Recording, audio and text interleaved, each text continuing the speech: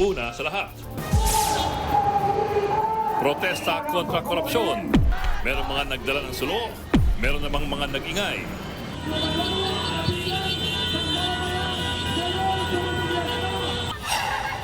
Pati mga magsasaka at estudyante, kinalampag ang engineering office ng DPWH. Ang buong detalye bago ang mas malaking rally sa linggo, alamin. Magandang gabi, Pilipinas. Sa Frontline tonight. Congressman Zaldi Co na dawit sa anomalya sa mga flood control projects at pagsingit ng pondo.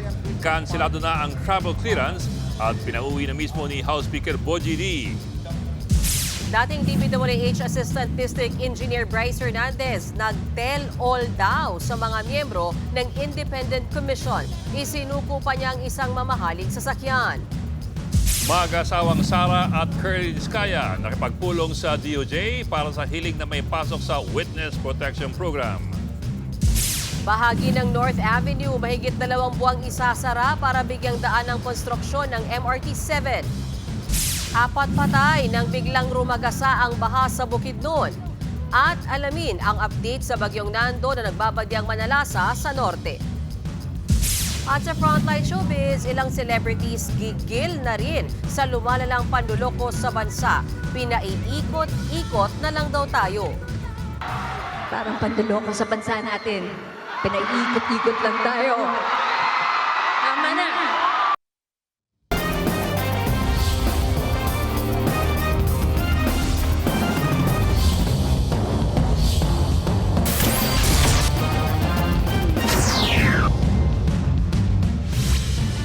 Tuloy-tuloy ang pangalampag ng iba't ibang grupo para kundinahin ang nauungkat na garapalang korupsyon sa Kabanang Bayan. Naka-full alert status na rin ng PNP para paghandaan ang mga mas malalaking kilos protesta sa darating na linggo. Nasa frontline ng balitang yan si Faith Del Mundo. Dala mga kaserola at sandok, nag-ingay ang iba't ibang grupo sa harap ng Quezon City Hall para kondenahin ang pangungurakot sa mga flood control projects sa bansa. Bit-bit nila mga tarpaulin, nakitang mukha ng ilang senador at kongresistang idinawit sa kontrobersya. Sana ikulong at magbayad ang mga sangkot na ito.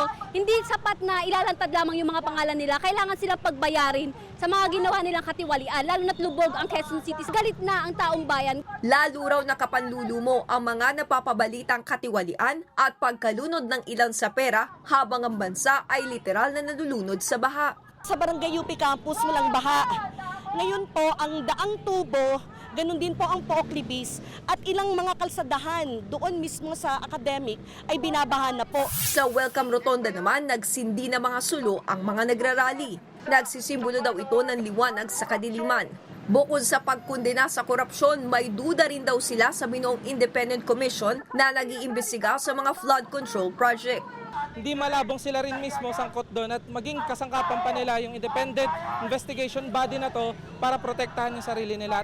Ang mga nagrally ngayon makikilahok din daw sa mas malawak na kilos protesta sa linggo, September 21. Kaugnay niya nag-abiso ang MMDA sa mga lugar kung saan isasagawa mga kilos protesta. Kabilang ng Luneta Park sa Maynila, EDSA People Power Monument at EDSA Shrine. Paalala ng MMDA, iwasan muna ang mga nabanggit na lugar dahil sa inaasahang pagbigat ng trapiko. Naka-full alert status din ng PNP. Nasa 50,000 mga pulis ang ipapakalat sa mga lugar na may protesta. Nagbabalita mula sa Frontline, Faith Del Mundo, News 5. Posibleng reklamo sa Ethics Committee si Congressman Zaldi Co kung di niya susundin ang utos ng House Speaker na umuwi sa Pilipinas sa loob lamang ng 10 araw. Nasa frontline ng balitang yan, Marilyn Enriquez. May sapat na basehan na ang pamahalaan para pauwiin ang nasasangkot sa flood control anomaly na si Ako Bicol Representative Zaldi Co. Binawi na kasi ni House Speaker Bogie D ang kanyang travel clearance. Sa inilabas na notice ni D, inutusan niya si Co na umuwi sa Pilipinas sa loob ng 10 araw. Kung hindi, maaari siyang patawan ng disciplinary at legal action. Ipinag-utos ito ng House Speaker sa gitna ng usapin at investigasyon sa mga anomalyang flood control projects kung saan kailangan niya mismo si Co para linawin ang issue. Dahil yan sa umano'y 13.8 billion pesos na isiningit niya umano sa 2025 national budget noong siya'y chairman ng House Appropriations Committee. Siya rin ang founder ng kumpanyang SunWest na kabilang sa top 15 contractors na pinangalanan ni Pangulong Bongbong Marcos. Nasa Amerika ngayon si Ko para magpagamot pero hindi malinaw kung ano ang kanyang sakit.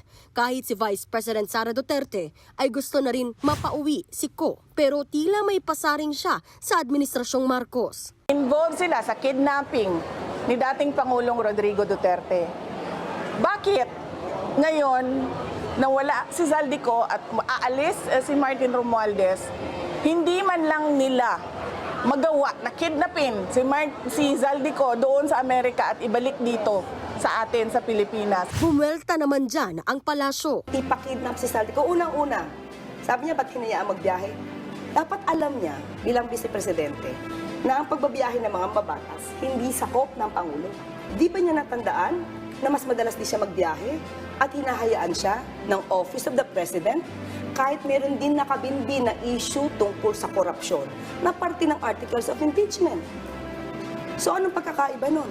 Sakaling hindi agad umuwi si Ko, maaari siyang sampahan ng reklamo sa House Ethics Committee. Pwede siyang pagsabihan, suspendihin o kaya sibakin, depende sa magiging rekomendasyon ng komite. Nagbabalita mula sa Frontline, Marian Enriquez, News 5.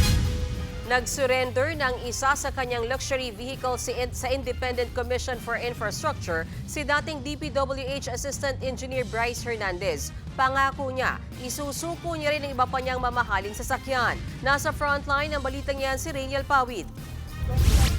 Naka-bulletproof na lumabas sa opisina ng Independent Commission for Infrastructure sa Taguig si former Bulacan Assistant District Engineer Bryce Hernandez. Kabilang siya sa mga buena manong sumalang sa investigasyon ng ICI sa mga kinurakot na proyekto kontra baha ng pamahalaan.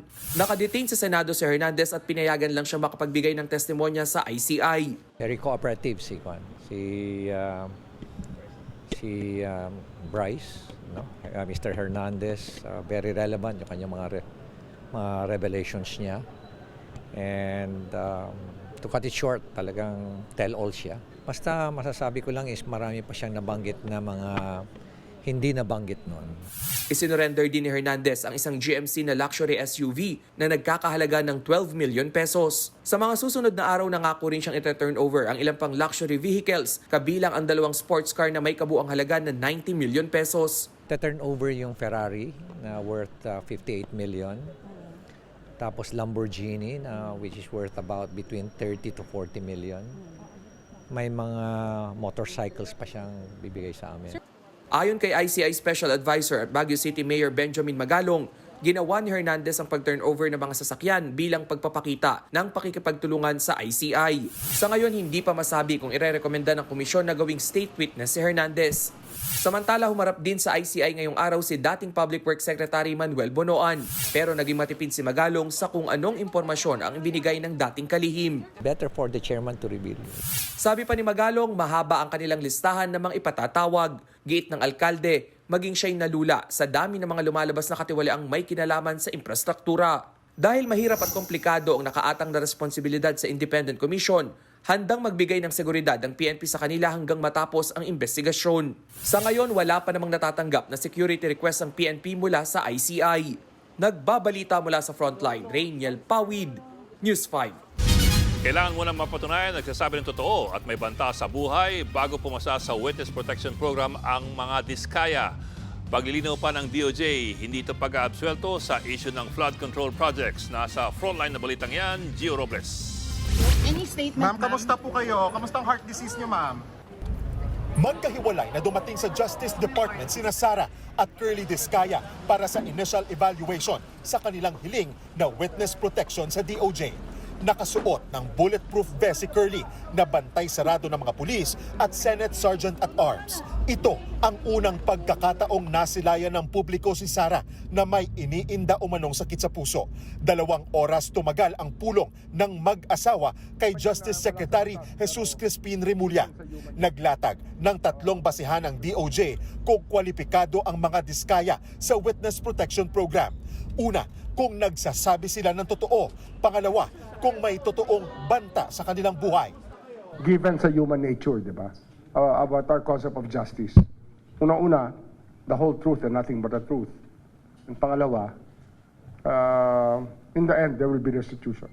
Ang ikatlong kondisyon ay naunan ng sinabi ni Remulla na dapat isauli ng mga diskaya ang kinita nilang pera mula sa mga questionableng government contract. Sakaling aprubahan ang hiling ng mga diskaya, may specialized officers na magbabantay sa mag-asawa mula sa DOJ. May itatalagang shelter para sa kanila. Sa kabila nito, nagbabala ang DOJ kung mahuhuling nagsisinungaling, peke o magkasulungat ang kanilang pahayag. Protection is a privilege. Kaya at any given time, if the truthfulness is attacked, or we find out that there are statements meant to derail or distract the investigation, that privilege can be taken away as well.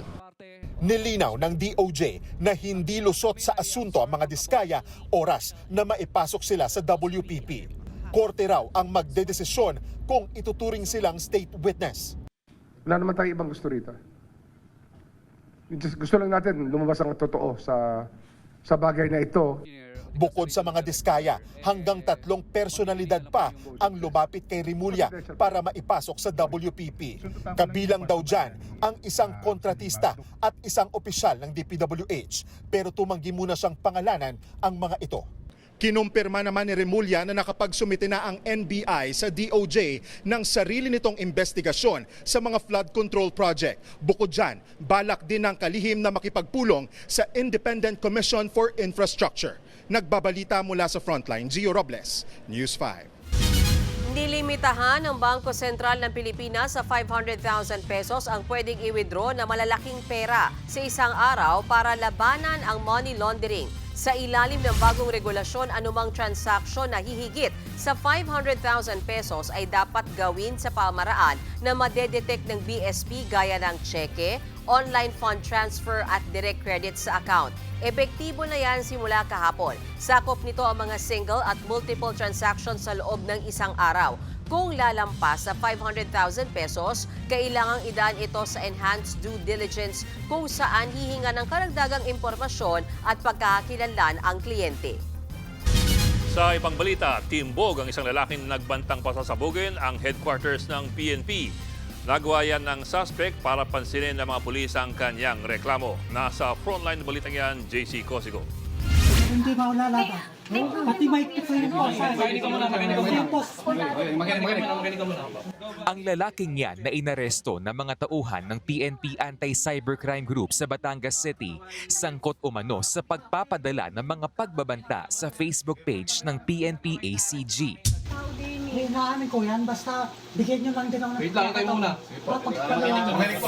Sa message niya noong Marso, sinabi niyang walang silbi ang mga pulis kundi raw kayang aksyonan ang kanyang mga sinasabi. Nagbanta pa siyang pasasabugin ng headquarters ng PNP ACG. Kaagad tayong nagsagawa ng investigasyon. Seriously, we are treating this as a grave concern for us. Paliwanag ng suspect, meron siyang isinusumbong na pang-aabuso sa kanilang lugar pero hindi siya pinapansin ng mga otoridad. Ayon sa PNP ACG, gumagamit ng iba't ibang dummy account ang suspect para i-message ang kanilang FB page. Naisip ko lang po kung sa pulis ako magpo-post ng ganon. Maisip ko na masusurveillance yung lugar na yun at mapapatunayan ko talaga na may pang-aabuso.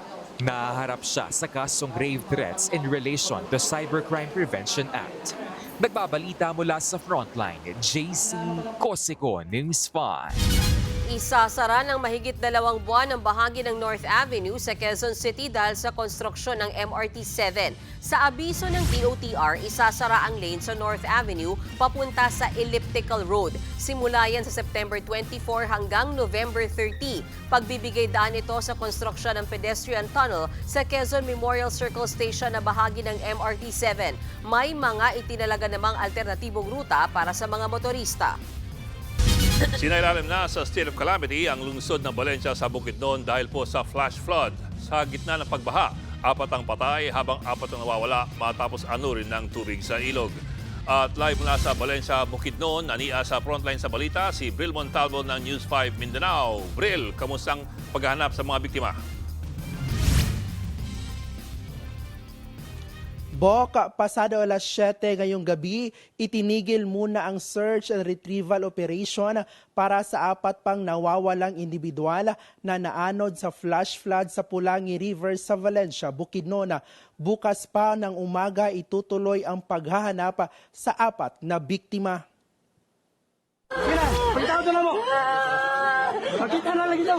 Napahagulgol na lang si Aling Mira Danico habang hinahanap ang kanyang 13 anyos na anak na si King Winston. Tinangay ang binatilyo ng biglang rumagasa ang baha sa barangay Poblasyon sa Valencia, Bukidnon. Pero kahapon, isa si King sa 4 na bangkay na na-recover ng rescue team. Makaingon gyud ko nga murag dili tinuod, nga murag damgo lang ang tanan, nga murag di na gyud ko makasabot og unsa pa gyud akong kuanon gyud. Unsa akong buhaton. Sakit kaayo pa sa ako oy nga mawad og anak. Bukod sa 17 anyos na dalagita at 27 anyos na babae, bangkay na ring natagpuan ang school principal na si Larry Labay na inanod ng subukang isalba ang kanyang sasakyan. 4 pa ang patuloy na hinahanap.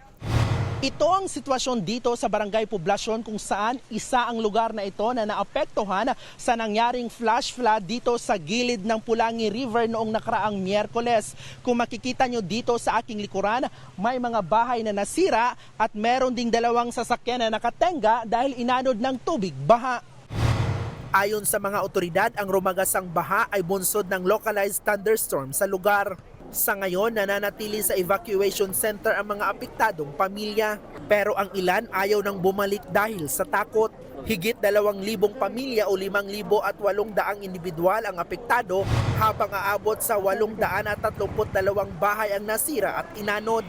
Patuloy naman ang pagdating ng ayuda sa mga residente na nasa evacuation area. Sa ngayon, ipinagbabawal na ng LGU na tirhan ang mga lugar na nasa lanta ng flash flood lalo't pasok ito sa danger zone. Bibigyan naman sila ng relocation area.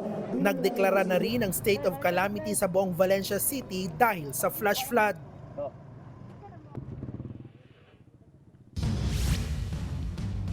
Boka, ngayong gabi ay tuloy-tuloy pa rin ang panakanakang pag-ulan kaya nagbabantay na rin ang mga pulis sa mga barangay na nasa lanta para wala nang makabalik na mga residente sa kanilang mga bahay.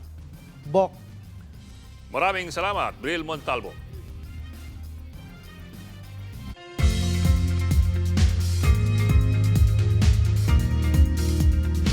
Mga kapatid, nagbabadyang hatakin at palakasin ng bagyong Nando ang habagat na siyang magpapaulan sa Luzon. Lumakas ang bagyo sa tropical storm category na nasa layong 900 kilometers silangan ng Central Luzon. Ayon sa Pag-asa, posibleng bukas ng hapon ay lumakas pa ito at maging typhoon. May tsansa na maglandfall o lumapit ang sentro ng bagyo sa Babuyan Island. Sa Martes pa ito nakikitang lalabas ng Philippine Area of Responsibility. Para naman bukas, habagat pa ang magpapaulan partikular sa hapon sa halos buong Luzon at ilang lugar sa Visayas. Ayon sa Metra, Sabado ng gabi ay posible lang magpaulan ang buntot ng bagyong Nando sa Bicol Region.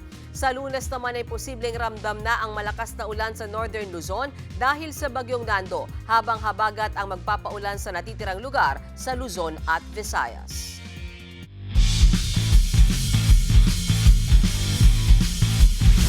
UAAP season na muli, hindi alintana ng University Sports fans ang ulan, matunghayan lamang ang ingrading pagbubukas ng Season 88. Nasa frontline ng balitang yan si Denise Valdez Sancho.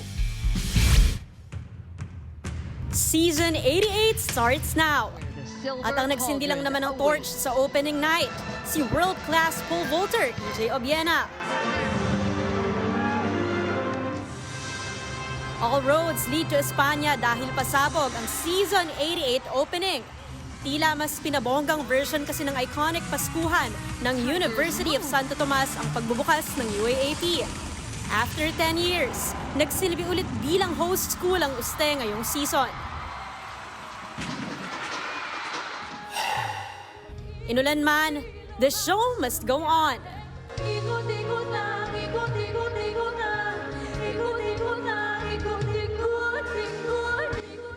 Mas pinaspecial pa yan dahil sa performances ni pop star royalty Sara Geronimo, Kian Cipriano. Dahil dyan, Feeling proud ang ilang Thomasian athletes at students. Masaya po, nakaka-overwhelm. Minsan lang po mangyari sa buhay namin yung ganito. After my 2-year stay in senior high school, ngayon ko na-experience and as a volunteer pa. So it makes it more valuable pa. Kasi mas naging maganda yung experience.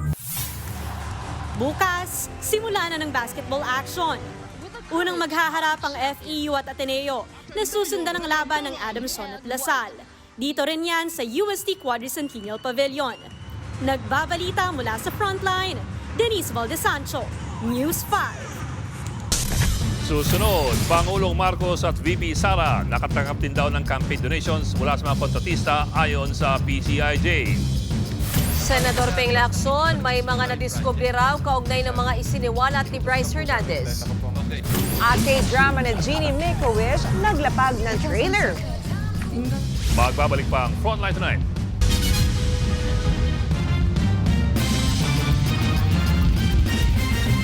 Mga kapatid, Ed Lingaw po, maging maalam at may pakialam sa mga napapanahong balita sa ating bansa. Para sa mas malilimang pagtalakay at paghimay sa mga issue at headlines, mag-follow at mag-subscribe sa social media pages ng News 5.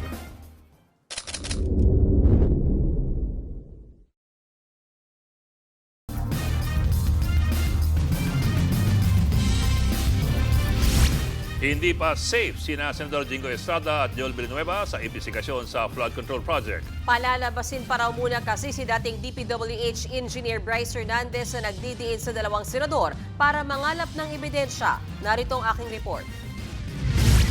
Sa gasa mode, walang palalampasin at walang sasantuhin. Yan ang pahayag ni Senate President Pro Tempore at Blue Ribbon Committee Chairman Ping Lacson kaugnay sa investigasyon ng anomalya sa flood control projects. Nasasangkot sina Senators Jingoy Estrada at Joel Villanueva na umano'y nagpababa ng milyon-milyong pisong pondo para sa Bulacan flood control projects. Pero giit ni Senator Lacson, kailangan ng resibo. Kaya hiniling niya kay Senate President Tito Soto na payagang pansamantalang makalabas ng detention si Bryce Hernandez para mangalap ng ebidensya. Inaprubahan na ito. Bukas Sabado mula 6 a.m. hanggang 6 p.m. makakalabas si Hernandez kasama ng OSAA escort at abogado. Hindi aalisin ng contempt. Ang binilingguran sa mga abogado namin, kailangan closely coordinated do sa lawyer ni Bryce Hernandez. Na kapag siya'y sinamahan palabas, dapat may permiso din yung kanyang lawyer. Matapos ang pagdinig kahapon, nilinaw ni Lacson na hindi pa absuelto sina Villanueva at Estrada. Dagdag pa ni Lacson, tila may selective memory si Hernandez at hindi pa ibinubulgar ang lahat. Gayunman, hindi rin daw ligtas o safe sina Estrada at Villanueva matapos matukoy ng komite ang 355 million pesos na itinuturo kay Estrada sa 2025 GAA at 600 million pesos na itinuturo naman kay Villanueva mula sa unprogrammed funds ng 2023 GAA. Hindi pwede i-conclude na silang dalawa mismo ang nag-insert. Pwedeng ibang senador ang nag-insert, pero sila yung nag-allocate. Ayon na rin kay Bryce Hernandez. Pero mariin naman niyang itinanggi ni Senators Villanueva at Estrada. Hindi po tayo ang nagpasok sa unprogrammed funds at madali pong patunayan yan. Lahat ng ginagawa natin, verifiable. Ang mga ebidensya na ibinabato sa atin, hanggang ngayon wala at hanggang ngayon nagkakalap. Ang ordinaryong senador po, wala pong ganyang kapangyarihan. O ang akiloob na sa bandang huli, ang katotohanan ang mananaig at ang akusasyon laban sa akin ay malalantad bilang walang saysay na paninira. Inirekomenda na ni Lacson kay Senate Finance Committee Chairman Win Gatchalian na ipagbawal na ang unprogrammed funds sa 2026 budget. Sinang-ayunan naman niya ni Gatchalian. Ng program naman, lumalabas yun kung may excess o may additional revenue. So, hindi pa naman sigurado kung may excess or additional revenue. So, mas maganda sa program na lang. Kaugnay ng balitang yan, dumepensa si Senador Ping Lacson sa mga kumukestyon kung bakit pinapasama pa sa pagdinig sa Ghost Project sina Senador Jingoy Estrada at Joel Villanueva. Sa kabila nito, tuloy pa rin ang pagbusisi ng Blue Ribbon Committee sa alegasyon ng pagkubra ng kickback. Narito ang aking report. May nadiskubre si Senate Blue Ribbon Committee Chairperson Ping Lacson, kaugnay ng isiniwalat ng dating DPWH District Engineer na si Bryce Hernandez na nag-uugnay kina Senador Jinggoy Estrada at Joel Villanueva sa maanumalya umanong flood control project sa Bulacan. Sa pagdinig ng komite kahapon, nakita raw ni Lacson ang 355 million pesos na di umano'y pinababa ni Estrada para sa flood control projects sa 2025 General Appropriations Act o yung national budget ngayong taon. As para Senator Jinggoy, nakita namin talaga yung 7 items. Chinek namin, nagtugma doon sa sinabi mo. Bukod kay Jinggoy, una ring iginiit ni Hernandez na nagpababa din umano si Villanueva ng 600 million pesos na halaga ng flood control project sa 2023 General Appropriations Act. Sinubukan niyang hanapin ni Lacson pero wala raw ito sa GAA hanggang sa biglang nagsalita si Hernandez. Yung pinakita niya po pala kanina na unprogram ng General Appropriation Act ng 2023, doon po nakasama yung listahan na project po ni Senator Joel. Si Senador Lacson din mismo ang nagkumpirmang nasa unprogrammed funds nga ang mga proyektong iniuugnay kay Villanueva. Meron talagang 600 million as described, as enumerated under the unprogrammed fund. Ito yung kiniklaim nyo na in-insert ni Senator Joel sa Bulacan. Pinakita pa ni Lacson ang mga sinasabi ni Hernandez na proyekto sa Bulacan. There are 7 items or 8 items with 75 million pesos each. So I computed that's exactly 600 million. Mariing itinanggihan pareho ni Estrada at Villanueva. Pero ayon kay Lacson, tatalakayin pa rin ito sa susunod na pagdinig ng komite. Kailangan pa raw kasi ng matibay na ebidensya kung totoo ngang may anomalya sa mga proyektong itinuturo kina Villanueva at Estrada. The problem is the third element.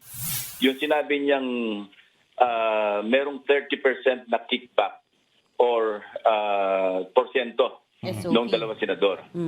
It remains as an allegation. Sinagot din ni Lacson ang ilang reaksyon ng netizens kung bakit pinapa-attend sina Estrada at Villanueva sa pagdinig ng komite ngayong nasasangkot sila sa issue. Una-una, mga miyembro sila. Pangalawa, meron yung basic right din na i-confront yung accuser. Una naging kontrobersyal ang donasyon na tinanggap ni dating Senate President Chis Escudero mula po sa kontratistang si Lawrence Lubiano. Si Lubiano kasi ang may-ari ng Centerways Construction, isa sa 15 kontratista na nakuha ng pinakamaraming flood control projects ayon po kay Pangulong Bongbong Marcos. Balikan lang po natin kung bakit problemado ito. Sa Section 95 ng Omnibus Election Code, pinagbabawal ang mga campaign contributions mula sa mga tao o kumpanya na may kontrata sa gobyerno o merong prangkisa, exemptions, or mga concessions. Ito po'y para maiwasan yung mga koneksyon na magresulta sa conflict of interest o magkaroon ng utang na loob ang isang politiko sa isang kontratista. Pero sa ulat na nilabas kanina ng Philippine Center for Investigative Journalism or PCIJ, pati ang Pangulong Marcos at VP Sara Duterte mukhang meron din sabit dyan. Binusisi ng PCIJ kung sino pa yung mga politiko na tumanggap ng mga donasyon sa mga kontratista nitong nakaraang 2022 at 2025 elections. Si BBM na tumakbo sa pagkapangulo ng 2022 elections, tumanggap pala ng 20 million pesos mula po kay Rodolfo Hilot, ang may-ari ng Rodhill Construction. Katunayan, si Hilot ay isa sa top campaign contributors ng Pangulo. Pumapangatlo lamang siya kay Antonio Lagdameo at Mel Robles. Karango ang 6 na iba pang contributors na nagbigay rin ng 20 million pesos sa kampanya ni BBM. Sa kanyang website, ito po ang mga proyekto ng Rodhill, mga kalsada at tulay, mga flood control projects, slope protection at irrigation. Hindi lamang po yun.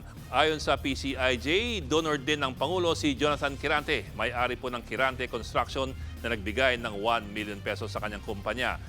Sa kampanya naman ni VP Sara Duterte noong 2022, nag-donate ang SDevco Realty ng halos 20 milyong piso na halaga ng mga advertisements.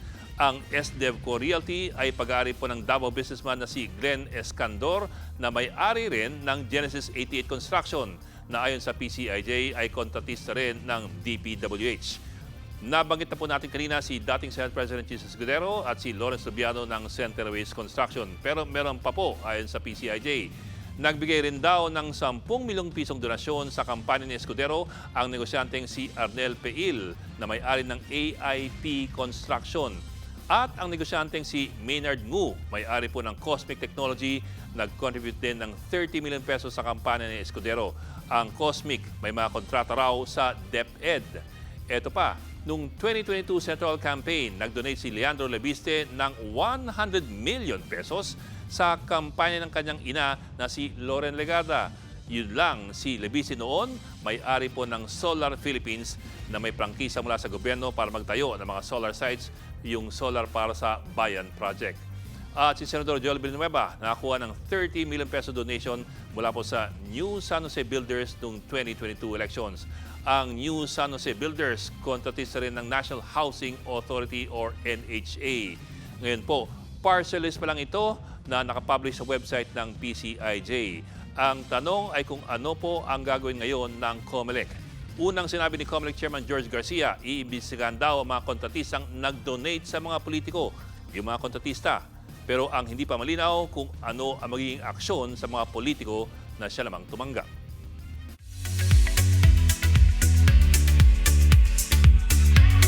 Showbiz tonight na tayo. Pati ang mga artista napareact sa issue ng korupsyon. Kabilang dyan si Sara Geronimo na nagsabing pinaiikot-ikot na lang daw tayo. Nasa frontline ng balitang yan si News 5 digital producer Von Belinario. Sa entablado ng UAAP opening ceremony sa UST, nagpasaring si popstar royalty Sara Geronimo. Habang kinakanta ang kanyang hit song na Ikot-Ikot, bigla itong nagkaroon ng twist. Parang panduloko sa bansa natin. Pinaiikot-ikot lang tayo. Tama na! Tumatakbo! Kasunod nito, nagbigay pa siya ng mensahe sa kabataan na sila ang pag-asa ng bayan. One day, kayo ang magbabago ng bulok na sistema ng bansang ito. Huwag kayong mawalan ng pag-asa, huwag tayong mawalan ng pag-asa. Kumapit tayo sa hope at magtiwala. Patuloy na magtiwala na balang araw, mababago din ang bulok na sistema na yan. At uunlad din ang ating mahal na bansang Pilipinas. Samantala, kahit abala sa trabaho, hindi rin nagpahuli si Vibe Jack Elijah Canlas. Ayon sa kanya, bilang alagad ng sining, tungkulin niyang magsalita. Dadalo pa raw siya sa protesta kontra katiwalian sa Linggo sa EDSA People Power Monument. Responsibilidad ko to speak up and to protect our democracy. Balik pelikula naman si Cesar Montano sa Sinag Maynila Film Festival entry na Celda 3 kasama sina Carla Abellana at JM de Guzman. Sa pelikula, hustisya ang ipinaglalaban at sa totoong buhay, ito ang panawagan ni Buboy. Sa nangyayari ngayon, we need prayers. We need prayers sa bansa natin. We need healing. Kasama niya sa pelikula si Abellana, nakilala online bilang patron saint of call-outs. Matapang niya kasing inilalabas ang saloobin tungkol sa mga isyong panlipunan. Nagkomento nga rin siya tungkol sa limpak-limpak na perang ninanakaw ng mga tiwaling opisyal. Ito na, nag-iingay na and nagagalit na. And you know, hindi naman din, kumbaga may karapatan din naman tayo magalit sa mga nangyayari sa gobyerno, sa bilyon-bilyong pisong mga nanakaw or ninakaw sa atin. Mapapanood ang Celda 3 sa Sinag Maynila Film Festival sa ilang sinihan. Artista man o ordinaryong mamamayan, iisa ang sigaw, hustisya, katotohanan at pagbabago. Nagbabalita mula sa frontline. Von Belinario, News 5. K-drama fans, this is it.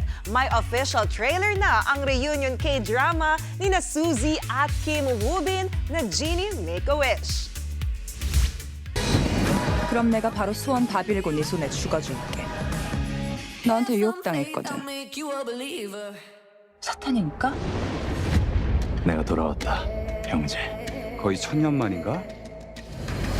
다들 소원 세계로 순순히 포기해? Si Kim Woo Bin ang gaganap na genie na mapupunta sa mortal world.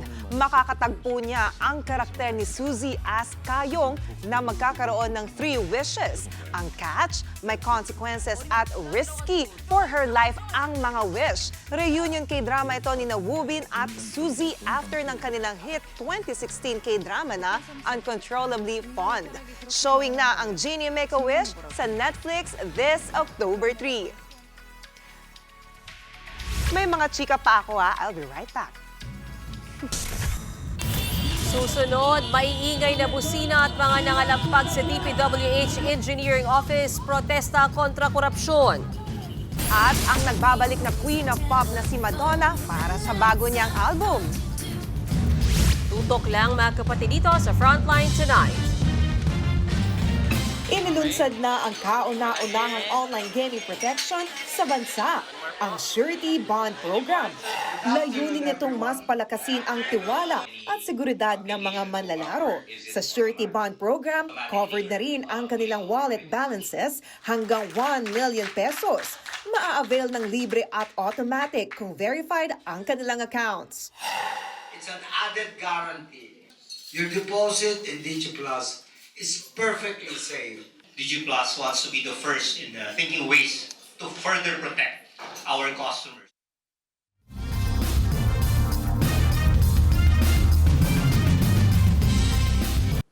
Mga kapatid, Mean Los Baños po, huwag magpahuli sa mga balita at impormasyong dapat ninyong malaman.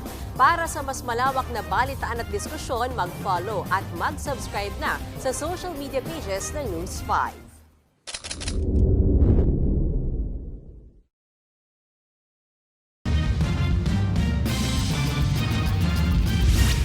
Kinalampag ng mga magsasaka at estudyante ang engineering office ng DPWH. Meron namang mga bumusina bilang pag-iingay kontra korupsyon.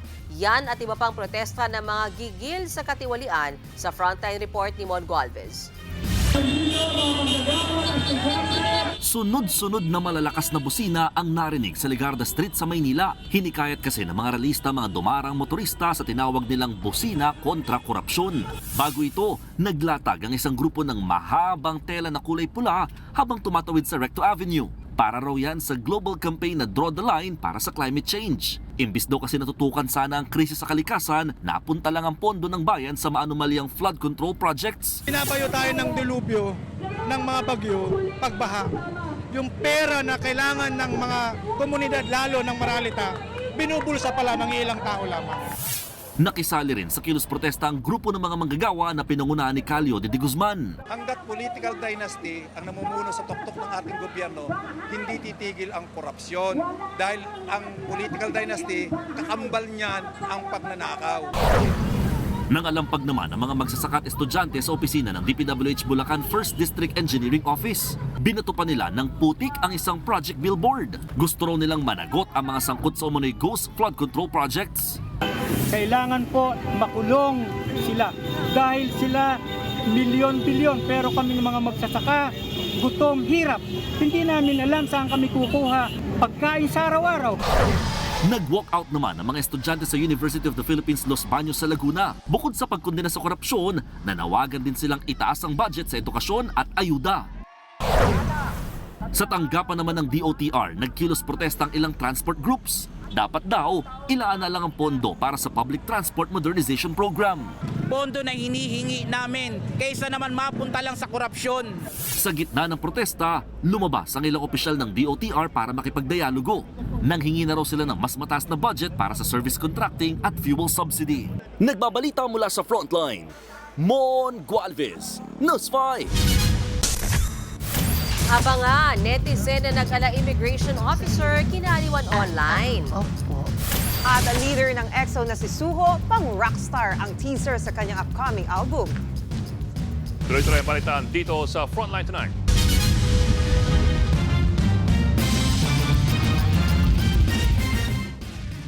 Mga kapatid, Johnny Alipon po, maging updated sa latest entertainment at lifestyle. Huwag magpahuli, mag-follow at mag-subscribe na sa social media pages ng News 5.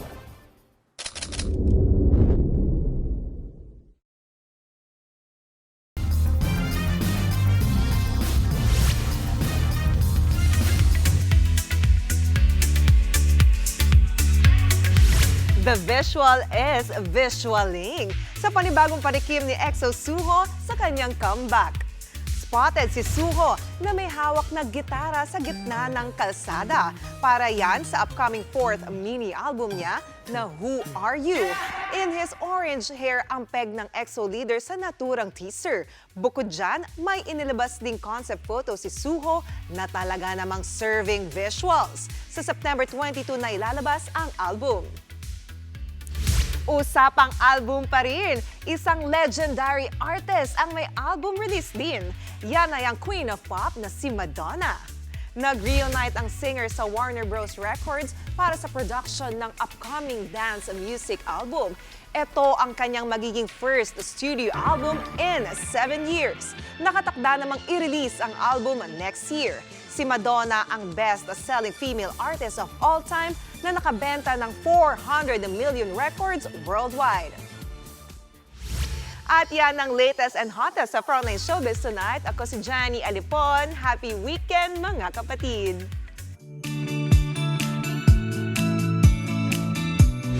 At para naman sa ating pabaong Pampa-Good Night, nagatid ng katatawanan ng isang netizen sa TikTok. Gumagawa siya ng mga senaryo kung sakaling siya raw ay isang immigration officer sa airport. Next po. Hello po. Ay, madam.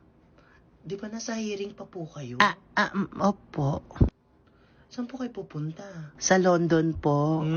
Tatakas! Ay, hindi po. Tatakas! Tatawag na agad ako ng pulis. Kabilang sa mga ginawa niya ng meme ay ang kunwaring paserong kontratista raw sa flood control projects. Offload daw yan agad. Meron din siyang pasero na anak naman daw na ang kontratista. Bukod sa malalaking Dagdag mo sa ano mo ha? Sa allowance mo. Thank you po. Kasi mukhang kami... Meron din namang pangkaraniwan, gaya ng kung sakaling BFF, kapatid o ex daw niya ang matatapat na pasahero. Milyon-milyon ang views ng mga video na yan. Ayan. Dagdag mo sa ano mo ha? Sa allowance mo. Thank you po. Kasi mukhang kami naman nagbabayad ng mga luho nyo sa buhay nyo. Ganyan na. Mag-OT pa ako mamaya para marami kang pang shopping. Approve na kita. Baka sabihin mo, inaalipos na pa kita eh. Laki ang stampad niya.